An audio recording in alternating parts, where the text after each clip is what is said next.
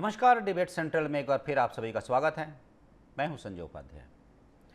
जैसा कि ये मुद्दा जो है विषय है, मैं तो देख रहा हूं वर्षों से है और इस पर राजनीति भी जमकर हो रही है, लेकिन एक बार यह बात फिर सामने आ रही है जब प्रदेश के मुख्यमंत्री विष्णुदेव साय ने एक बड़ी बात कही। बड़ी बात ये कही है, बहुत सी उसमें अब देखेंगे तो उसके बहुत से पहलू हैं और भी बहुत सी बातें स्पष्ट होकर सामने आ सकती हैं जब ये जांच होती है। बहुत ही कठोर शब्दों में उन्होंने कहा है कि धर्मांतरण के खिलाफ, अवैध धर्मांतरण के खिलाफ कठोर कार्रवाई की जाएगी, सख्त कानून बनाया जाएगा। साथ ही साथ उन्होंने कहा है कि ऐसे संस्थान, एनजीओज जिन्हें कि विदेशी फंडिंग मिल रही है, तो इस बात की जांच कराई जाएगी कि आखिर इन फंड्स का उपयोग कहाँ किया जा रहा है। हालांकि ये भी विषय है कि शिक्षा और स्वास्थ्य के नाम पर ही ज़्यादातर ऐसे फंड हैं जो मिलते हैं। शिक्षा, स्वास्थ्य, स्वच्छता, ऐसे कुछ ज़्यादा विषय होते हैं, लेकिन इनका उपयोग कहाँ किया जा रहा है। यह भी आरोप है कि ऐसे फंड्स का उपयोग धर्मांतरण के लिए भी किया जाता है। तो अब इसकी जांच होगी, अधिकारियों को निर्देश दिए गए हैं। यह भी कहा जा रहा है, बल्कि ये तो स्पष्ट ही दिखता है कि इस बजट सत्र में सरकार धर्मांतरण संशोधन विधेयक भी ला सकती है और उस विधेयक में बहुत से ऐसे प्रावधान किए जाएंगे जिसमें कि कठोर सजा का प्रावधान हो, दंडात्मक कार्रवाई हो। तो अब देखते हैं क्या कुछ होता है, लेकिन ये विषय फिर से एक बार निकल पड़ा है। और विदेशी फंडिंग की जब बात आती है तब बहुत से और भी विषय आ जाते हैं, जैसा कि अमेरिका के राष्ट्रपति ट्रंप ने कहा है, डोनाल्ड ट्रंप ने कहा है कि विदेशी फंडिंग की वो सारी बातें जिससे कि एक इलेक्टोरल जो प्रोसेस होता है, निर्वाचन प्रक्रिया होती है, उसे भी कैसे प्रभावित किया जा रहा है या किए जाने की कोशिश की गई थी। स्पष्ट रूप से जब अमेरिका के राष्ट्रपति ये बात कहते हैं और ये भी कहते हैं कि पिछली जो बाइडेन की सरकार थी उसमें यह कोशिश की गई कि जो प्रधानमंत्री हैं, यही कहा गया कि जो वहाँ पर सरकार बनने वाली है या फिर जो है उसे कैसे अपदस्थ किया जाए या फिर ना बनने दिया जाए। बहुत से विषय हैं जब विदेशी फंडिंग की बात होती है। जॉर्ज सोरोस, बहुत से यहाँ पर नाम निकल कर आते हैं। कुल मिलाकर मैं यही कह रहा था कि जब एक दिशा में इस विदेशी फंड की जांच होनी शुरू होती है तो बहुत से ऐसे विषय हैं जो निकल कर आएंगे, निश्चित रूप से आएंगे अगर इसकी सघनता से जांच होती है कि इन फंड्स को कहाँ कहाँ किस रूप में यूज़ किया जा रहा है, उपयोग किया जा रहा है, दुरुपयोग किया जा रहा है। चलिए इस पर आज हम चर्चा करेंगे अपने विशेष अतिथियों के साथ। पहले देख लीजिए एक रिपोर्ट। मुख्यमंत्री विष्णुदेव साय ने धर्मांतरण को लेकर गहरी चिंता जताई है। उन्होंने कुछ गैर सरकारी संगठनों को दी गई फंडिंग की जांच के आदेश दिए हैं। उन्होंने कहा कि कई एनजीओ स्वास्थ्य और शिक्षा की आड़ में लोगों का धर्म परिवर्तन करवा रहे हैं। मुख्यमंत्री ने इस पर कड़ी प्रतिक्रिया देते हुए कहा कि राज्य सरकार ऐसे संगठनों के खिलाफ सख्त कार्रवाई करेगी। राज्य सरकार ने उन एनजीओ की जांच करने का निर्णय लिया है जो विदेशी फंडिंग ले रहे हैं और धर्मांतरण के लिए इसका गलत इस्तेमाल कर रहे हैं। हाल ही में धमतरी और दुर्ग जिले से भी धर्मांतरण को लेकर विवादों की घटनाएं सामने आई है। बस्तर, जसपुर, रायगढ़ क्षेत्र में बड़े पैमाने पर आदिवासी समुदाय में धर्मांतरण के मामले सामने आए हैं। नारायणपुर क्षेत्र में तो धर्म बदल चुके और ना बदलने वाले गुटों के बीच हिंसक झड़पें भी हो चुकी है। इसके अलावा छत्तीसगढ़ में पिछले 11 महीनों में धर्मांतरण के खिलाफ 13 एफआईआर दर्ज की गई है और बस्तर संभाग में धर्मांतरण से जुड़ी 23 शिकायतें पुलिस को मिली है। कई बार बोल चुके हैं कि कई ऐसे एनजीओ हैं जो हेल्थ एजुकेशन के नाम पर विदेशी सहायता लेते हैं, लेकिन उसका कहीं ना कहीं दुरुपयोग होता है। हेल्थ एजुकेशन के आड़ में धर्मांतरण का खेल होता है जो कि उचित नहीं है और ये बंद होना चाहिए। वही धर्मांतरण के इस मामले को लेकर कांग्रेस बीजेपी में बयानबाजी जारी है।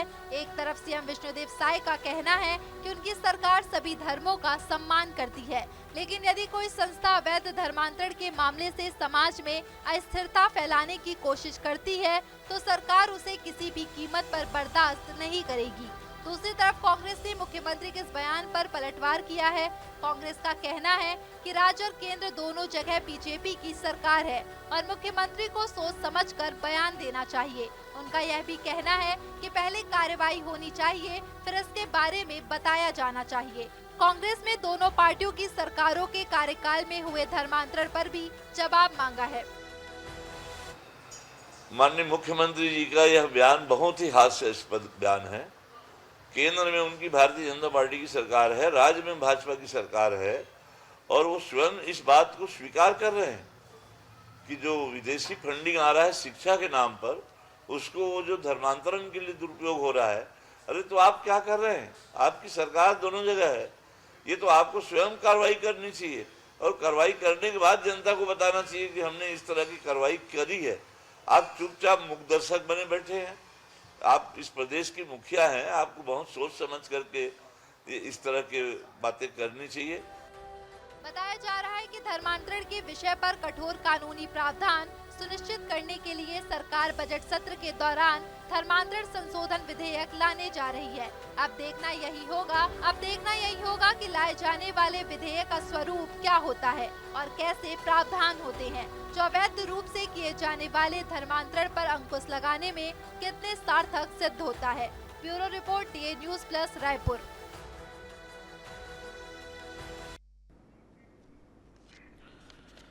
तो ठीक है, अपनी अपनी बातें हैं जो दोनों दल कह रहे हैं, हम बताएंगे आपको।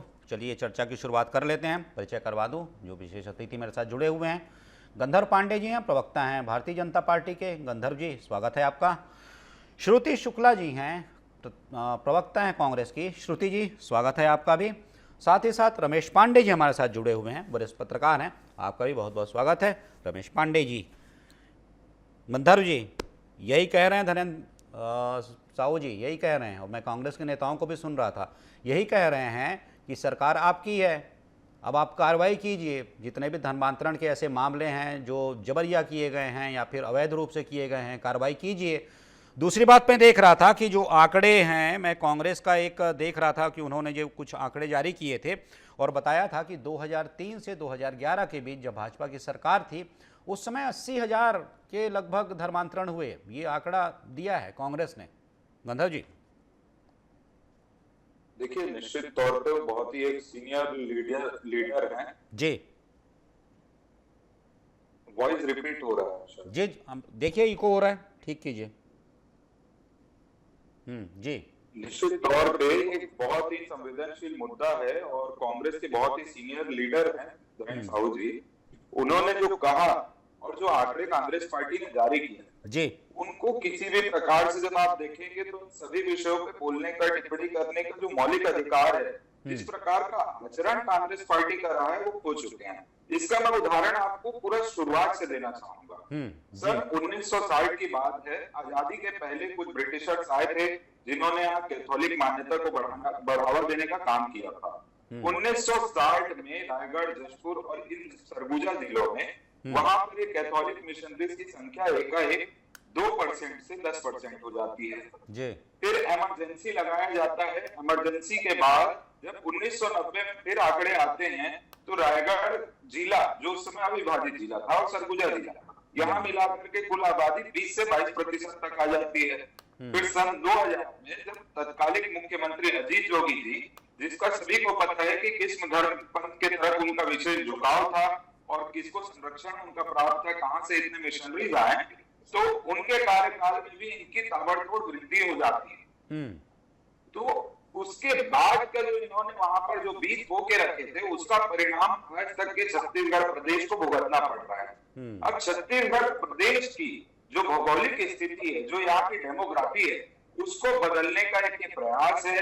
आप देखेंगे निश्चित तौर पे कांग्रेस वोट बैंक की राजनीति करती है। जब ये विधेयक लाने की बात हुई तो उनके नेता प्रतिपक्ष चरणदास महंत जी ने इसका विरोध कर दिया। उन्होंने कहा इस प्रकार का कोई भी विधेयक लाना सही नहीं है, संविधान के खिलाफ है।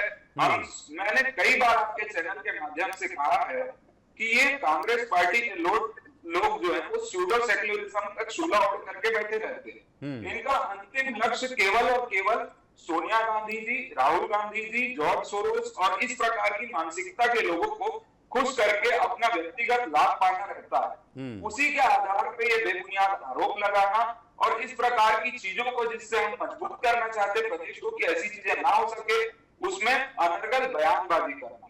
और मुख्यमंत्री जी ने कहीं किसी पार्टी का तो जिक्र नहीं किया था। उन्होंने स्पष्ट तौर पर कहा कि कुछ ऐसे एनजीओ प्रभावशील हैं जो यहाँ पर स्वास्थ्य और चिकित्सा के क्षेत्र के नाम से बहुत ही ज्यादा डोनेशन फॉरेन विदेशी डोनेशन ले रहे हैं, जबकि 2019 में केंद्र में हमारी सरकार ने FRCA एक्ट लाया था, जिससे हमने बहुत सारे इन चीजों को रोक के भी रखा। और ये अभी जो एजुकेशन और हेल्थ के नाम पे हो रहा है। एक और चीज बताना चाहूंगा संजय जी, एक मुट्ठी राइस नाम से ये मिशनरियों ने एक आंदोलन चलाया था, जिसमें वे सभी जो लोग ईसाई धर्म में परिवर्तित हो चुके हैं उनसे दिन का एक मुट्ठी अनाज दान में मांगते थे। 2019 में कोरोना महामारी के बाद जब आदरणीय प्रधानमंत्री ने गरीब कल्याण योजना के तहत और छत्तीसगढ़ सरकार ने जो अन्न का दान करते थे, तो उसके माध्यम से ये अपना 100 करोड़ के टर्नओवर का बिजनेस गैदर कर चुके हैं, जिसमें ये डेली का एक मुट्ठी राइस सबसे डोनेशन लेते हैं और उसको बाजार में 30 से 35 रुपए की दर पे बेचते हैं। तो उसमें भी कार्य किया जा रहा है। तो इस प्रकार की जो भी फंडिंग जिससे यहाँ की डेमोग्राफी बिगाड़ने का काम होगा, लोगों के मौलिक अधिकार का हनन होगा, उसके खिलाफ सख्त से सख्त कार्रवाई की जाएगी। ठीक है श्रुति जी, जैसा कह रहे हैं मैं वहीं से शुरू करता हूं। गंधर्व जी कह रहे हैं छद्म धर्मनिरपेक्षता, मतलब यही एक विषय है क्या, या फिर दूसरा बताइएगा, ये जो बातें आ रही हैं, जो भी मामले घटित हुए हैं, बृजमोहन अग्रवाल जो सीनियर लीडर थे उस समय विधानसभा में थे, जब उन्होंने एक बात बताई थी, कही थी बात कि आपके कार्यकाल में, पिछले कार्यकाल में जो आपका कार्यकाल था, कांग्रेस का शासन था, उस समय 34 से ज़्यादा मामले दर्ज हुए थे, जबकि इससे ज़्यादा मामले थे जो कि दर्ज नहीं किए गए, और उसके अलावा और भी ऐसे कुछ विषय थे जिन पर कि संज्ञान नहीं लिया गया, शिकायतें तक नहीं लिखी गई।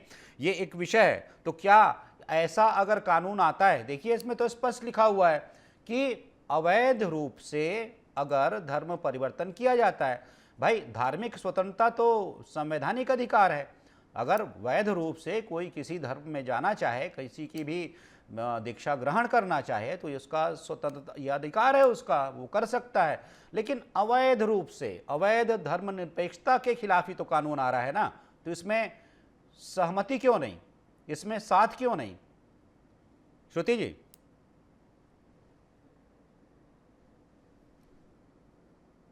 सबसे पहले तो आप सभी को मेरा सादर जोहार। और देखिए संजय जी, मुझे लगता है कि भारतीय जनता पार्टी के लोग अपनी नाकामी को छुपाने के लिए अनेक प्रकार की बातें तो करेंगे।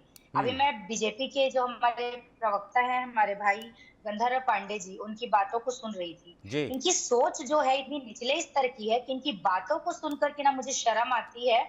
मैं इनकी मतलब इतनी व्यर्थ की बातें ये लोग करते हैं कि इनका जवाब देना भी मुझे लगता उचित नहीं है, लेकिन चूंकि बैठे हैं डिबेट में तो बोलना भी जरूरी हो जाता है। ये बात करते हैं कि कांग्रेस के नेताओं को अधिकार नहीं है कि ये धर्म के बारे में, और अभी जो ये धर्म परिवर्तन का मामला चल रहा है उस पर भी ये लोग कुछ बोले।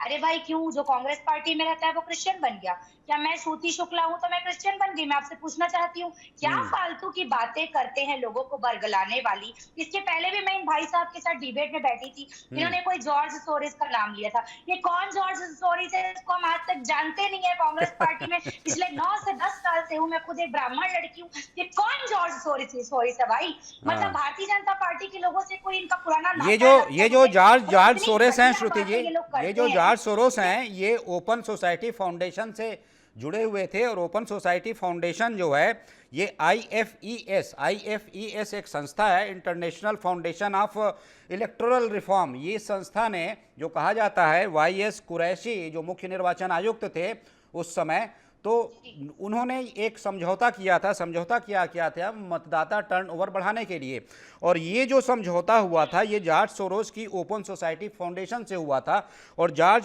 सोरोस की जो ओपन सोसाइटी फाउंडेशन है, इसको USAID से, USAID मतलब समझिए United state agencies for international development, उससे इनको फंड मिलता था, जिसका अभी खुलासा हुआ है, जिसे खुद राष्ट्रपति ट्रंप ने कहा है कि USAID से जो फंड मिलता है उसमें बहुत से देशों में निर्वाचन पद्धति, प्रक्रिया, प्रणाली, वहाँ की व्यवस्था, वहाँ की हर मूल व्यवस्थाओं को कहीं ना कहीं आहत करने का भी प्रयास किया गया, चुनाव को प्रभावित करने का भी प्रयास किया गया। एक रिपोर्ट में तो ये भी आ रहा है कि बांग्लादेश में जो तख्ता पलट हुआ है उसमें भी इस USAID का हाथ है, जो उस समय दिया जाता था, और ट्रंप ने इस USAID को बंद करने का, रद्द करने का आदेश दिया है। ये जॉर्ज सोरोस वही हैं श्रुति जी। जी लेकिन इसका कांग्रेस पार्टी से क्या लेना देना है, हमारे भारत के लोगों से क्या लेना ये देना कहा है? जाता है। मतलब मैं इसमें ये कह रहा था आपके मालवीय जी जो हैं, मैं एक मालवीय बात जी जो बताना भारतीय चाहूंगी जनता संजय जी। पार्टी के नेता, वो कहते हैं कि ये कांग्रेस के पारिवारिक संबंध हैं उनसे, मतलब गांधी परिवार के अरे तो पारिवारिक अब वो संबंध जो हैं। बोलते हैं वो इस जी, चलिए अब अपनी बात कह इसको लीजिए, सबूत अपनी के बात कह साथ प्रूफ लीजिए। कर दे। ये बोलने जी के लिए तो कुछ भी बोलते हैं। जी चलिए बोलने के लिए मैं बोल दूंगी कि अमिताभ बच्चन मेरे परिवार का है, पर ऐसा जी हो जी सकता है क्या? जी ये बरगलाने वाली बातें। देखिए संजय जी, जी। अगर हम बेसिकली बात करें तो सच्चाई आज की डेट में ये है कि केंद्र में और राज्य में दोनों जगह डबल इंजन की सरकार है, भारतीय जनता पार्टी की बिल्कुल। सरकार है। किसने क्या किया आप उस चीज को छोड़ दीजिए, बीती ताई विसार दे आगे की सुध ले। अब आपको जनता ने मौका दिया है ना, तो सहमत आप हूं इस उस बात चीज से। का जी जनता की जनादेश का आप पालन करिए। अरे आप मतलब अपने आप को बोलते हैं कि हम हिंदू धर्म के हितैषी हैं, हिंदू धर्म के रक्षक हैं। भारतीय जनता पार्टी के लोग ऐसा मतलब बताते हैं कि यही एक सनातनी है। बाकी सब लोग तो बस जो भी है वो तो बहुत बेकार है, वो तो सनातनी है ही नहीं। हम सब हिंदू धर्म के विरोधी, यही एक हिंदू धर्म के रक्षक हैं, सनातनी है। तो ठीक है ना, जब आपके ही राज में ये सब चीजें हो रही है तो आप उस चीज को छुपाने के लिए कभी 1960 की बात करते हैं, कभी अजीत जोगी के कार्यकाल की बात करते हैं, कभी इसकी कभी उसकी बात करते हैं। अरे सरकार में आप हैं तो सवाल जनता भी आपसे पूछेगी, नहीं, विपक्ष ठीक भी है, आप आपसे कह रही हैं, पूछेगा। ठीक कह रही हैं आप श्रुति उस जी। सवाल का जवाब ठीक है, दीजिए और बताइए कि बिल्कुल कैसे भारतीय जनता पार्टी के राज में इस तरीके की समस्या उत्पन्न हो रही। ठीक है। मैं पूछ लेता हूं रमेश पांडे जी से। हालांकि गंधर्व जी बता रहे थे, वो एक टाइमलाइन बता रहे थे कब कब क्या क्या हुआ था, एक टाइमलाइन था वो कि कब कब क्या क्या हुआ, मतलब वो एक फैक्ट के रूप में बता रहे, तथ्य सामने रख रहे थे। ठीक है, ये भी बात आपने सही कही। अब आपकी सरकार है, आप कीजिए, आपकी जिम्मेदारी है। अब आरोप नहीं होगा क्योंकि डबल नहीं ट्रिपल इंजन हो गया श्रुति जी अब तो अब आपको, आपके पास कोई क्षमा का स्थान ही नहीं बचता, एक्सक्यूज़ का कोई स्थान ही नहीं बचता, करना तो आपको पड़ेगा। रमेश जी एक बात बताइएगा, ये जो विषय आ रहा है और मैं देख रहा हूँ कि ये विषय तेज़ी से बढ़ता हुआ भी दिखाई दे रहा है। बस्तर में तो एक समय क्या कहिएगा, अभी भी एक बड़ा विषय ये बना हुआ है। आए दिन हम देखते हैं, अभी कुछ दिन पहले ही ऐसे दो वर्गों के बीच संघर्ष की स्थिति बन गई थी और आए दिन ऐसी खबर मिलती है, लगातार हम देखते हैं। क्या लग रहा है कि ऐसा कानून बन जाए, ये अगर ये सब इसका मान लीजिए कि वो लागू कर दिया जाए सब कुछ, तो ये विषय कहीं पर थमेगा, या फिर लगता है कि आने वाले दिनों में जिस गति से ये बढ़ता दिख रहा था, एक बड़ा मुद्दा बनने वाला है छत्तीसगढ़ में? रमेश जी। पहले तो मैं ये स्पष्ट कर देना चाहता हूं कि ये किसी दल विशेष का मामला नहीं, न भारतीय जनता पार्टी का न कांग्रेस का। नहीं, एक समर्थन होता है ना रमेश पांडे जी, एक सॉफ्ट होता है ना कि एक नरम व्यवहार की ठीक है हो रहा है होने दीजिए, एक होता है क्यों होगा। तो इसलिए मैं कहता हूं मुद्दा, सर कोई ऐसा मुद्दा हो ही नहीं सकता प्रदेश में जो राजनीति जिससे ना छूती हो या जो राजनीति को जाकर ना छूता हो। दोनों दल के लोगों से ये अनुरोध करूंगा, आग्रह करूंगा जी कि वो एक दूसरे पर इस मुद्दे पर आरोप लगाने के बजाय सामूहिक रूप से इसके विरुद्ध काम करें, मतांतरण के विरुद्ध दोनों काम करें, कांग्रेस भी करे, भारतीय जनता पार्टी भी करे। मुख्यमंत्री का जो बयान आया है जी, वो किसी दल के पे आरोप नहीं लगा है। उन्होंने कहा कि जो फॉरेन फंडिंग होती है जी, उसका दुरुपयोग हो रहा है। तो मुख्यमंत्री जी का जो आरोप है, आप समझ रहे हैं, इन दिनों जो ट्रंप के बयान से मामला पूरा गरमाया हुआ है कि विदेशी फंडिंग का उपयोग देश की सरकारों को बदलने के नाम पे हो रहा है और इस तरह की गड़बड़ियां हो रही हैं। पहले तो मैं ये कहूंगा कि भारत देश ही नहीं, आप बांग्लादेश में देखिए, अमेरिकी फंडिंग से वहां सरकार बदल गई। नेपाल में देखिए, अमेरिकी फंडिंग से वहां सरकार बदल गई जी। भारत देश इस मामले में बहुत मजबूत हुआ कि विदेशी फंडिंग के बावजूद भी यहाँ की सरकारों को कोई हिला नहीं पाया। ये भारत देश की मजबूती है, भारत देश की ताकत है। वो लेकिन इसके लिए रमेश जी सभी अब की बार 400 पार नहीं हो पाया अगर इसका असर कहीं होगा तो ये सरकार, सर आप भी जानते हैं रमेश जी, मुश्किल से बनी है, मुश्किल से बनी है। अगर इसका मान लीजिए अगर कहीं असर हो, ये तो विशेषज्ञ बताएंगे, इसकी समीक्षा विवेचना होगी, जांच होगी इसकी, लेकिन अगर इसका थोड़ा सा भी असर हुआ होगा तो वो तो दिख रहा है जी। लेकिन मैं छत्तीसगढ़ के संदर्भ में बात रखना चाहता हूं। अभी आपने रिसेंटली कुछ महीनों पहले आपने बेमेतरा की एक घटना देखी होगी जिसपे एक लड़के ने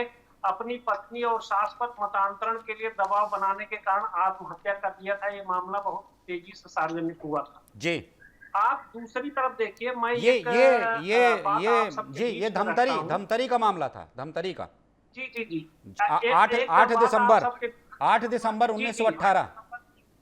जी आप सबके बीच ये बात रखता हूँ कि जिस गांव में ईसाई में जो कन्वर्ट हुए हैं उनकी संख्या 4 से भी अधिक नहीं है, वहां चर्च बना दिया जाता है। जी जिस आदिवासी बेल्ट बस्तर की आप बात कर रहे हैं, सरगुजा की बात कर रहे हैं, जसपुर खास करके बात कर रहे हैं, मैं कह रहा कि आदिवासी समाज के लोगों के बीच में आदिवासी देवी देवताओं के मंदिर कम बनते हैं और चर्च ज्यादा बन जाते हैं, तो आखिर इसके लिए फंडिंग कहाँ से हो रही है, ये तो एक बड़ा सवाल उठता है। और आप देखिए जो इस तरह के कार्यों में लिप्त होते हैं वो सबसे पहले वहाँ अस्पताल चलाते हैं, फिर स्कूल चलाते हैं, फिर वहाँ प्रार्थना सभाएं होने लगती हैं, फिर मतांतरण का प्रयोग धीरे धीरे बढ़ाया जाने लगता है। तो ये एक गंभीर समस्या है जिसके लिए कांग्रेस और भाजपा दोनों को मिल करके सामूहिक रूप से इसका निदान किया जाना चाहिए। जी बिल्कुल बिल्कुल।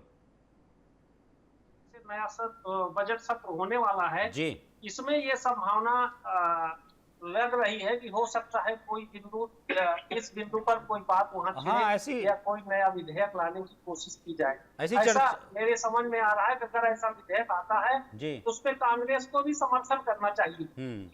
ये देश के हित में होगा, प्रदेश के हित में होगा। ठीक है, अब नहीं सही बात है, मैं भी जैसा सुन रहा हूँ कि इसमें धर्मांतरण संशोधन विधेयक आ रहा है जिसमें कि शायद उसका नाम होगा छत्तीसगढ़ धार्मिक स्वतंत्रता अधिनियम।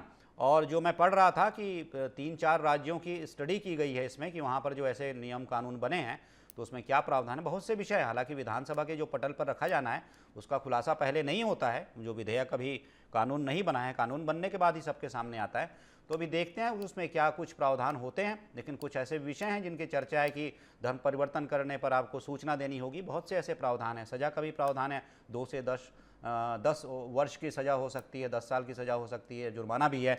अब एक बात बता दीजिए श्रुति जी, वही सवाल कर रहा हूँ, फिर मैं इनसे पूछूंगा गंधर्व जी से, जिम्मेदारी तो उनकी बनती है। एक बात बता दीजिए, जैसा रमेश पांडे जी भी कह रहे हैं, अगर पवित्र भावना के साथ या फिर ऐसे अवैध धर्म परिवर्तनों को रोकने के लिए या फिर जैसे विदेशी फंडिंग, मतलब कहिए जो शब्द में एक जो शब्द होता है सूडो, कि ऐसी फंडिंग हो रही है जो हो तो रही है शिक्षा के लिए, स्वास्थ्य के लिए, लेकिन उसके पीछे उद्देश्य कुछ और है, अगर इन्हें रोकना प्रावधान में शामिल है, नियम कानून में शामिल है, विधेयक में शामिल है, तो इसका समर्थन क्यों नहीं करेंगी आप? कांग्रेस क्यों नहीं करेगी, या करेंगे कि नहीं करेंगी? जी, ऐसा तो अभी तक के हम मतलब कांग्रेस पार्टी के मुझे लगता है किसी नेता ने कहा नहीं होगा कि हम इस चीज का समर्थन नहीं करेंगे। देखिए संजय जी, मुझे लगता है कि हम सब तो सबसे पहले हिंदुस्तानी हैं और सनातन धर्म से आते हैं, तो निश्चित ही अगर सरकार इस चीज के लिए कदम बढ़ा करके कोई ऐसा विधेयक और कानून लाती है तो बिल्कुल कांग्रेस पार्टी और मुझे लगता है विपक्ष का हर एक नागरिक और हर एक नेता समर्थन करेंगे। हमारा पूरा समर्थन है, बशर्ते वो मतलब जो कानून है ये मतलब बहुत सही तरीके से लाया जाए और इस पर जो है कोई किसी प्रकार की राजनीति नहीं होनी चाहिए, और वाकई में जो अवैध रूप से धर्म परिवर्तन हो रहे हैं उस पर जो है सरकार सजग होकर के निर्णय ले और डिसीजन अपना दे, तो बिल्कुल विपक्ष भी उनके साथ है। चलिए गंधर्व जी, समर्थन तो मिल गया आपको, आप कह रहे थे कि समर्थन नहीं दे रहे हैं, लेकिन समर्थन तो मिल गया। श्रुति जी कह रहे हैं कि कांग्रेस समर्थन करेगी अगर कानून का प्रावधान ऐसा है, भावनाएं इतनी पवित्र हैं तब। खैर श्रुति जी को जानकारी नहीं है और उनकी तैयारी भी कम है, मुझे पता चला अभी, क्योंकि चरणदास महंत जी ने जब इस विधेयक की चर्चा हुई थी उसी समय कहा था कि मैं इस विधेयक की निंदा करता हूं, बाबा साहेब भीमराव अम्बेडकर द्वारा संविधान में दिए गए अनुच्छेदों की अनदेखी हो रही है, हमारा हर धर्म से रिश्ता है, हम सब एक हैं। पहला चीज। दूसरा चीज, आदरणीय रमेश पांडे जी कह रहे थे कि इसकी फंडिंग कहाँ से होती है, ये एक जांच का विषय है, इसमें जो विदेशी फंडिंग है वो तो है ही है, पर आप ये देखिए कि कांग्रेस पार्टी के विधायकगण क्या कर रहे हैं। इस खबर को भी सुनाई देता हूँ, आदिवासी प्रार्थना घर के नाम पर बना चर्च उद्घाटन पर बवाल, बिलासपुर में कांग्रेस विधायक पर शह देने का आरोप है, रायगढ़ में महिलाओं के धर्म परिवर्तन पर हंगामा, बिलासपुर के रतनपुर में चर्च उद्घाटन को लेकर जमकर बवाल हुआ, वहां से अटल श्रीवास्तव जी पे आरोप आया था। अब इस चीज की भी जानकारी नहीं होगी, जैसे जॉर्ज सोरोस की भी जानकारी नहीं थी, तो विभिन्न प्रकार की चीजें हैं और भारतीय जनता पार्टी इसकी पूर्ण जिम्मेदारी लेते हुए इसके लिए प्रतिबद्ध है। जो भी ऐसे लोग हैं जो प्रदेश की डेमोग्राफी को बिगाड़ने का काम करेंगे, अपना वोट बैंक मानते हुए सिर्फ उनके हित में काम करने का प्रयास करेंगे, तो निश्चित तौर पे उनको कानूनी धाराओं का सामना करना पड़ेगा। और पूर्ववर्ती सरकार के समय 34,000 आवेदन थे जो ये धर्मांतरण के विरुद्ध थे, पर कार्रवाई केवल 34 में होती है। तो ये भी एक सोचने का विषय है कि कहां पर क्या सॉफ्ट कॉर्नर रखा जाता है। तो इन सभी विषयों को संज्ञान में लेकर के कानून बनाया जा रहा है। अब श्रुति जी ने आश्वासन दे दिया है, तो मैं मानता हूं अभी आने वाले सत्र में विधानसभा में कांग्रेस पार्टी का पूर्ण सहयोग प्राप्त होगा, उनकी उस विधायिका से भी सहयोग प्राप्त होगा जो चंगाई सभा में जाकर के किसी के आशीर्वाद से विधायक बन गई, इस प्रकार की बयानबाजी भी दे रही थी। तो सभी का सहयोग मिलेगा। तो यही चाहता हूँ कि हमारे छत्तीसगढ़ की डेमोग्राफी मजबूती से बनी रहे और हम सब संविधान संभाव के साथ अच्छे से रहे। ठीक है। एक बात, हालांकि जो मैंने अभी बात बताई थी जाट सोरोस और ये सब जो पूरा बताया था, अमित मालवीय ने जो बातें कही थी, अमित मालवीय जो भारतीय जनता पार्टी के नेता हैं, शायद ये IT डिपार्टमेंट के हेड हैं राष्ट्रीय, तो उन्होंने जो बातें कही थी, संबंध बताया था कि उनके कांग्रेस के परिवार से बहुत ही घनिष्ठ संबंध है, गांधी परिवार से, ये सब बातें उस मैंने जो पढ़ा था वो सारी बातें आपको बताई हैं। हालांकि मैं कह रहा हूँ इसमें बहुत से ऐसे विषय हैं जो कि जांच का विषय हैं, बने हुए हैं। कांग्रेस ने भी कहा है कि इस पर सरकार श्वेत पत्र लेकर आए, क्योंकि गंभीर विषय है, विदेशी फंडिंग से क्या क्या हो रहा है इसकी जांच हो, इस पर श्वेत पत्र लेकर आए सरकार, ये भी कहा है, कांग्रेस ने भी इसकी मांग की है। एक बात और बताइएगा रमेश पांडे जी, एक बात आपने कहा कि ये कितना बड़ा विषय बन सकता है, दूसरी बात ये भी है जो विदेशी फंडिंग की जो बात हो रही है, तब मुख्यमंत्री ने स्पष्ट इसके आदेश दिए हैं, बल्कि कहिए कठोर आदेश दिए हैं। जब मैं सुन रहा था, मैं भी था, तब उन्होंने जो कहा था कि अधिकारियों को कहा गया है कि विदेशी फंडिंग जो भी आ रही है उससे काम क्या हो रहा है, क्योंकि एक तरीके से USAID ने भी, जिसके मुखिया एलन मस्क हैं, जिसके मुखिया भी एलन मस्क हैं, उन्होंने ये बात कही थी कि USAID हम इसलिए बंद कर रहे हैं, रद्द कर रहे हैं, क्योंकि ये समझ में नहीं आता कि इतने पैसे जो हैं करोड़ों अरबों ये खर्च कहाँ हो रहे हैं, किस उद्देश्य से खर्च हो रहे हैं, क्योंकि हम तो किसी के माध्यम से ही ये पैसे देते हैं। मतलब अगर शिक्षा के लिए देना है तो वो सीधे शिक्षा के लिए काम नहीं करता USAID, वो किसी एजेंसी से अनुबंध करता है और उसे ये पैसे देता है। फिर वो एजेंसी क्या करती है, यही कहा गया कि फिर आगे वो एजेंसी, संस्था, व्यक्ति क्या करता है इसकी बिल्कुल विस्तृत जानकारी नहीं होती है, कहिए सूक्ष्म जानकारी नहीं होती है। तो लगता है कि ये विदेशी फंडिंग का मामला अगर जांच इसकी होती है, जैसा छत्तीसगढ़ में हो रहा है, देश में तो होगा ही, अन्य प्रदेशों में भी होता है, तो इससे कुछ बड़ा खुलासा हो सकता है, कुछ बड़े ऐसे विषय सामने आ सकते हैं जो हिलाकर रख दें, झकझोर दें। देखिए, जो फंडिंग का मामला है, विदेशी फंडिंग का, यह एक मुखौटा बनाया जाता है। और ये फंडिंग आप देख रहे होंगे, जैसे एक मैं छोटा सा उदाहरण दूं कि कोई भी एक सामान्य NGO अगर वो शिक्षा के क्षेत्र में अच्छा काम करता है या चिकित्सा के क्षेत्र में अच्छा काम करता है या अन्य किसी सामाजिक कार्यों में करता है, अगर वो चाहे कि विदेशी फंडिंग उसको मिल जाए तो उसको मिलना नामुमकिन है।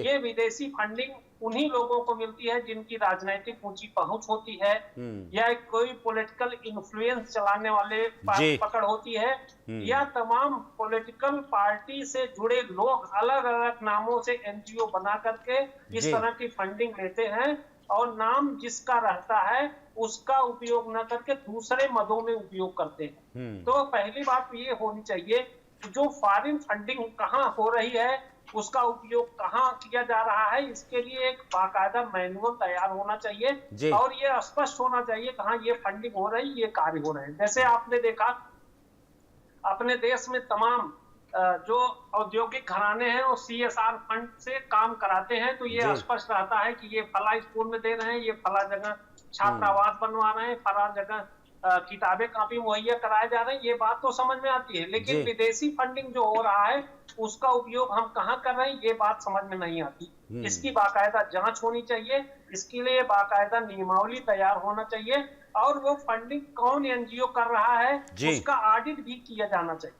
बिल्कुल, ये प्राविधान मेरे ख्याल से होने चाहिए। इसमें बहुत सारे प्राविधान होंगे भी, लेकिन उसमें मेरे ख्याल से कार्यान्वयन बहुत अच्छा तरीके से हुआ होता तो आज ये नौबत ना आती। इसके लिए केंद्र की सरकार को, प्रदेश की सरकार को और सभी देशवासियों को, देश के जागरूक नागरिकों को इसके लिए मिलकर सामूहिक पहल करने की जरूरत है, नहीं तो इसके दूरगामी परिणाम बहुत बुरे होंगे। बिल्कुल, मतलब आप समझिएगा कि यूएस एड का सालाना बजट करीब 40 बिलियन डॉलर है और जो पिछली रिपोर्ट में मैं देख रहा था 2023 में करीब 68 बिलियन इस पर खर्च किया गया।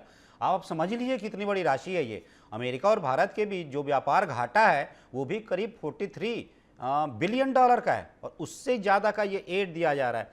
4200 करोड़ से ज़्यादा रुपए दिए जा रहे हैं विदेशों में अन्य देशों को। क्या मतलब वहाँ पर वोटर टर्नआउट या फिर कहिए एक लोकतंत्र की प्रक्रिया बहाल रखना, जो भी मतलब इस प्रकार की चीज़ों के नाम पर, जिस पर कि ट्रंप सरकार ने अभी रोक लगा दी है और पूरी तरह से कहा है कि ये जो पैसे हैं पहले तो देखा जाएगा कि इनका उपयोग क्या होता था। और एलन मस्क ने तो बहुत स्पष्ट कहा है कि यूएस एड, मतलब मैं पढ़ रहा था, ये सब कुछ पढ़ा हुआ है, एक आपराधिक संगठन है। मतलब ऐसे जो पैसे दिए जा रहे हैं इनका पता ही नहीं चल रहा है कि किस मत पे कैसे दिए जा रहे हैं। हालांकि यही नहीं है, कुछ अच्छे काम भी होते होंगे, लेकिन जो बातें सामने आ रही हैं वो अभी यही हैं। तो चलिए, कुल मिलाकर धर्मांतरण, विदेशी फंडिंग, इससे जो जुड़ा जितना विषय था, जो हो सकता था, हमने सबको छूने की कोशिश की, एक चर्चा करने की कोशिश की। और फिर भी एक बात आप बता दीजिएगा गंधर्व जी जाते जाते कि अब तो जिम्मेदारी आपकी बनती है, पूरी तरह से आप ही जिम्मेदार हैं, आपको ही सब कुछ करना है। मैंने कहा आप ट्रिपल इंजन है, अब आप नहीं कह सकते कि कांग्रेस ने ये किया वो किया। चलिए, श्रुति जैसा कह रही थी ना, बीती ताहिब बिसार दे।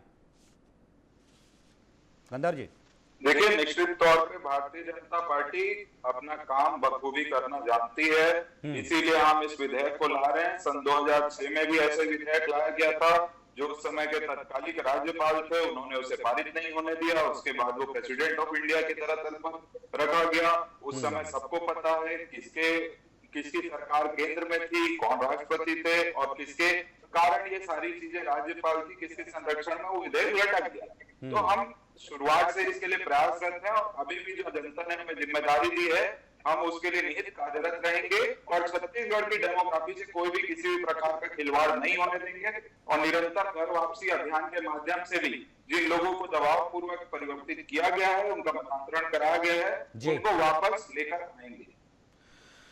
तो ठीक है, आप सभी इस चर्चा में शामिल हुए।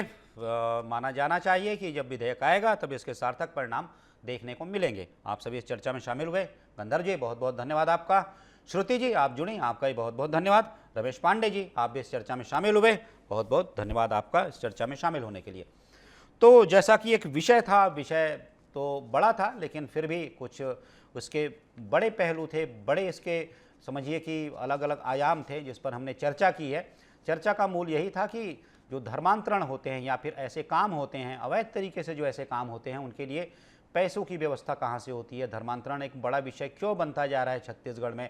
मुख्यमंत्री जो सख्त निर्देश दे रहे हैं, कठोर कार्रवाई करने की बात कह रहे हैं, तो फिर ऐसे में जो कानून लाया जाएगा उसका स्वरूप क्या होगा, ये तमाम विषय हैं। और साथ ही साथ जो मुख्यमंत्री ने कहा है कि ऐसे संस्थान, NGOs जिन्हें कि विदेशी फंडिंग मिल रही है, उनकी बृहद जांच कराई जाएगी, इसके निर्देश दे दिए गए हैं। तो देखिए, कुल मिलाकर इन सब बातों से या फिर जांच शुरू होती है, क्या कुछ निकल कर आता है, किस बात का खुलासा होता है। ठीक है, तो आप सभी इस चर्चा में शामिल हुए, धन्यवाद। किसी बड़े विषय पर फिर मिलेंगे, फिर बात करेंगे। अभी दीजिए आज्ञा, नमस्कार।